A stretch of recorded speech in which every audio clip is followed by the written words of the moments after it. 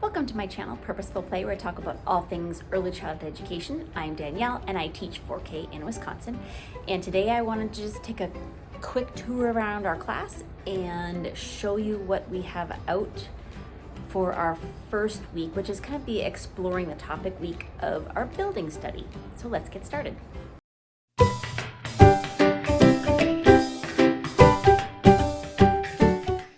At the writing table, we have this version of the Three Little Pigs, which is actually the one that is part of our creative curriculum. And we have some books for the kids to write in.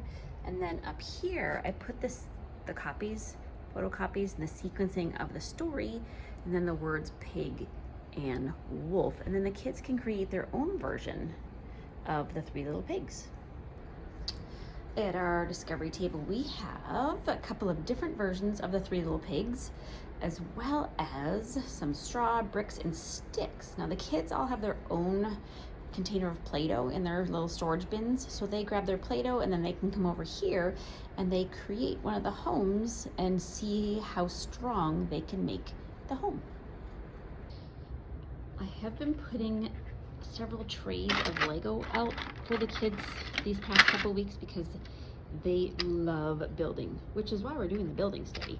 So a couple of bins of Lego will always go out on a table. In our little reading corner, we actually don't have anything to do with our study right now because the kids have been loving the Elephant and Piggy book. So we have our Elephant, Piggy, and Pigeon, and then, oh, somebody put that Mix It Up book there. That's from our other box, but a bunch of Mo Willems books are here for the kids to enjoy and read with the characters. Super simple felt board idea this week. I just cut out little house shapes, and then these little pigs and the wolf came from this little felt book that I got one year at the Dollar Spot. So that's there, and then if they're not interested in doing that, we also have the Old Lady Who Swallowed a Fly. All the pieces for that are for the kids as well. At the art table, we just have strips of pink and brown paper, and the kids can make a headband to be the wolf or the pig. And we teach them how to use the staplers, so that's a tool that they know how to use. They can get markers or crayons and draw, other details onto the faces and heads of those animals. And then we're going to use them to reenact or recreate the story of the Three Little Pigs. And then this is something I'm just working on. I'm going to make little stick puppets for our puppet theater, but I got to finish the faces on those. Our sensory bin is empty this week, but we do have fish in there and a couple of fishing rods.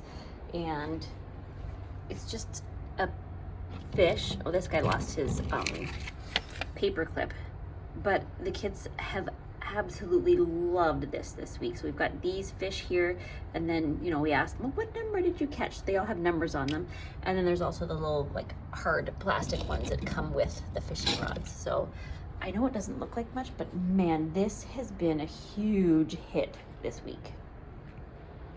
We've got our dollhouse out here, since we've been talking about parts of a home and characteristics and what they're made of. And the kids can add the furniture and people or critters. There's trees to go around it. So that's out for them to play with as well. Well, dramatic play looks like a hot mess right now because we were moving some furniture around here for an activity, but we actually have a grocery store in our dramatic play today, or this week. And usually the cash register, the phone are all on the table, and it's spread out with a little almost checkout aisle. We had the kids bring in boxes of things so that they had a say in what we had in our grocery store. We have an open and closed sign. I'm actually not sure where that went, that somebody wanted to add. We've got money in the cash register and wallet. We've got paper bags so the kids can pack up. And this one has been a huge, huge hit. Even though it doesn't look like much, every day it's evolving and the kids are adding to it and changing it. Blocks this week, we've still got our cardboard blocks out. We added some stuffed animals so the kids can make homes for them. And we've got our regular wood blocks. We also have these, I don't even know what they are. I just found them in a closet and the kids have been really enjoying them. And then we also put out tools for measuring. So we made these really long strips in small groups one day last week, and we were using them for measuring. And now the kids have created this activity on their own where they lay them all end to end on the floor and see how far they can jump. And then they were starting to, here, let me see if I can find one. They were adding like the marks of where they were jumping to. So you can see there's L and A, a T for all the initials of the kids' names who were jumping, and that's how far they were jumping. Which is amazing that they were just using these for completely their own idea, which I love.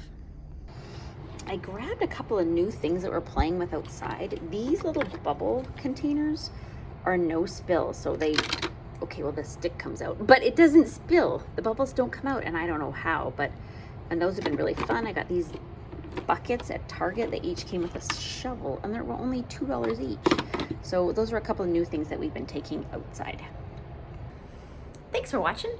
I always like to just take you on a quick walk around our classroom and see what we have out so you can get ideas for yourself. I hope you liked it. Give it a thumbs up if you did. Hit the subscribe button because I do videos once a week, except for when I'm on spring break, which was last week. And thanks for watching. Have a happy day.